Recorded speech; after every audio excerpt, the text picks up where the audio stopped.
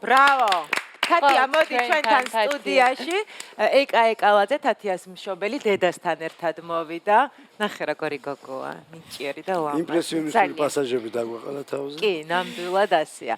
ალბათ იგივე შეკითხვით უნდა დავიწყოთ, რა შეკითხვიდაც დავიწყეთ წინასწარმეტყველთან საუბარი, ხომ? იმიტომ რომ ძალიან საინტერესოა მსგავსი ტიპის ნიჭის აღმოჩენა რა ასაკში ხდება და როდიდან, იმიტომ რომ პატარებს განსაკუთრებით უყვარს ბუნებრივია პიანინოზე ხელების ტყაპონი, ასე ვთქვათ. როდის მივხვდით რომ ეს მხოლოდ ტყაპონი არ იყო და მას ძალიან დიდი ნიჭი აქვს.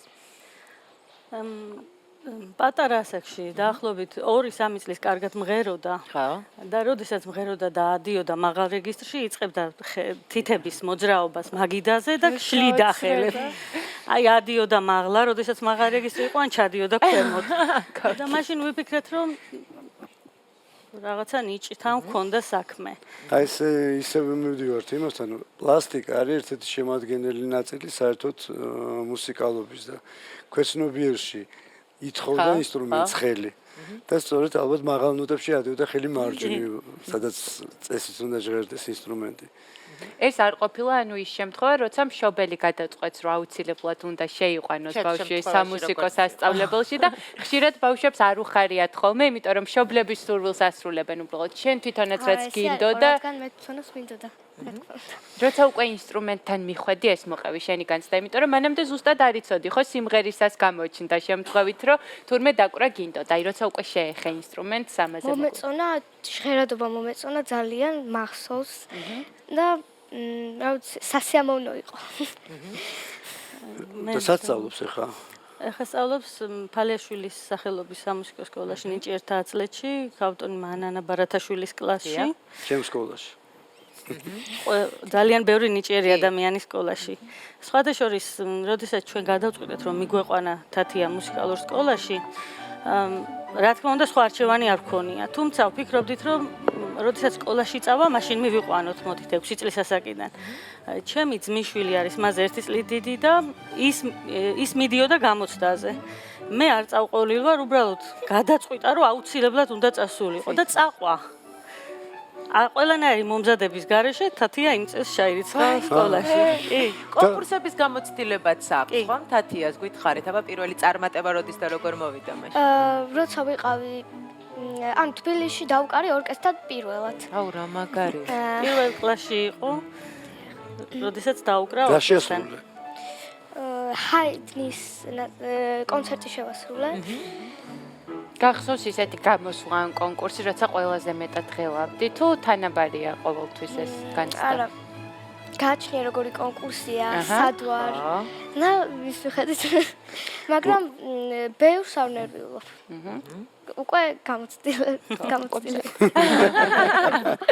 გამოცდილება თავისას შვება რა თქმა უნდა. რომელი კომპოზიტორი გიყვარს? ვერ გამოვარჩევ, რადგან ძალიან ბევრი კომპოზიტორი მიყვარს. აი როცა ვუკრავ, აი რასაც ვუკრავ, ის კომპოზიტორი ძალიან მომწონს. მაგრამ შენი რაღაც არჩევანი მაინც არა, გაქვს სტილისტურად დავუშვათ, რომანტიკოსები, კლასიკოსები უფრო. ძიების პროცესია შეიძლება ჯერ რა თქმა უნდა. მე გიყურებდით ქალბატონო ეკა, როდესაც თათია უკრავდა და ეს სახე იყო აი ესეთი დასამახსოვრებელი, განსაკუთრებული, როდესაც ბოლომდე გულშემატკივრობდა, ბოლომდე უსმენდა და ალბათ ვიცოდა თავიდან ბოლომდე არა მხოლოდ სმენით, იქ იცოდა წინასწარ აკეთებდა იმას, რაც უნდა დაუკრას. კი, ნამდვილად, ალბათ განსაკუთრებული აზარტი არის, განსაკუთრებული შეგრძნებაა, როდესაც შვილი ასეთი ნიჭიერა და ასეთ წარმატებას აღწევს, ხომ? აი, რა შეგრძნებაა? კი, ნამდვილად არის. ერთი არის ძალიან დიდი პასუხისმგებლობა, იმიტომ რომ ამდენი ადამიანი უსმენს, ამიტომ პასუხისმგებლობა დიდია. და მარტო მისი არა, ჩემი პასუხისმგებლობაც ძალიან დიდია. ის რომ მე ჩართული ვარ, ვიცი ეს ნაწარმოები, ნამდვილად ასეა, იმიტომ რომ მასთან ერთად მეცადინეობ, როდესაც მასწავლებელთან არის, მეც ვცდილობ. ყოველ შემთხვევაში დასაწყისიდან უფრო ინტენსიურად ვიყავი, ახლა ცოტა სხვა ეტაპზე ვართ და თვითონ დამოუკიდებლადაც ბევრი რამე შეუძლია. დასაწყისიდან როგორც ის მეცადინეობდა, ისე მე მეცადინეობდი. ამიტომ ბუნებრივია რომ ვიცი. კი. და ახლა მეცადინეობ დღეში რამდენ საათს, იმიტომ რომ ვიცი რომ ძალიან შრომატევადია და ბევრი მუშაობა. სამუშაო დღე, აი ჩვეულებრივ სკოლის დღე. მეცადინეობ 3-4 საათი ასე. შაბათ-კვირა შეიძლება უფრო მეტი და როცა კონცერტი მიახლოვდება დღეებში, მაშინ უფრო მეც მეცადინეობ. არ იღლები? არა. არ ეს სიამოვნებას იღებ თვითონ პროცესისგან, იმიტომ რომ რთულია, როცა პატარა ხარ და ბევრი რაღაცის გაკეთება გინდა ერთად, თან მეგობრებთან ერთად ყოფნაც გინდა ალბათ გართობა, რითიც შენ ხელა ბავშვები არიან ხოლმე დაკავებული.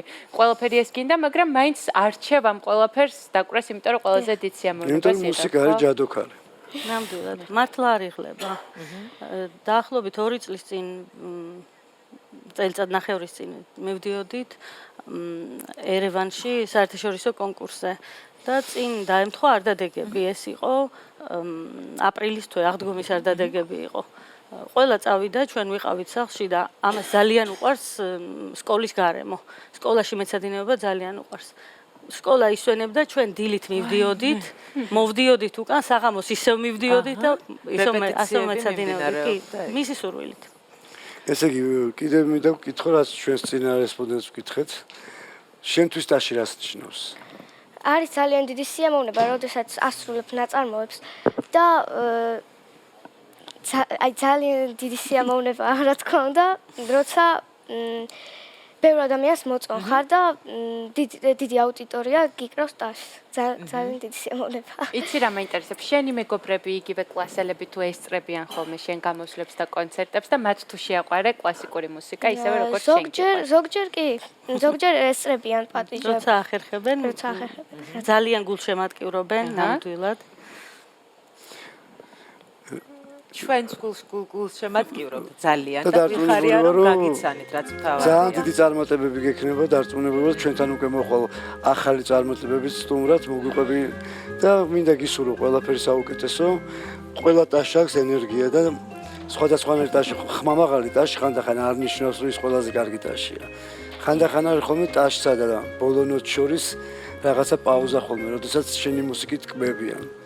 იაზრებენ, ასე რომ გისურვებ მრავალფეროვან ტაშებს. ძალიან დიდი მადლობა. ძალიან დიდი მადლობა თქვენ მოწვევისთვის. ჩვენ სკოლას ძალიან დიდი მადლობა მათ მესვეურებს, იმიტომ რომ ისინი ნამდვილად ძალიან ზრუნავენ ამ ბავშვების განვითარებისთვის. აი უანგაროდ შემიძლია ვთქვა, არც ენერგია, არც დრო მათი არ არის დაზოგილი, ნამდვილად. დიდი მადლობა პედაგოგებს, დიდი მადლობა თქვენ მოგზაურობისთვის.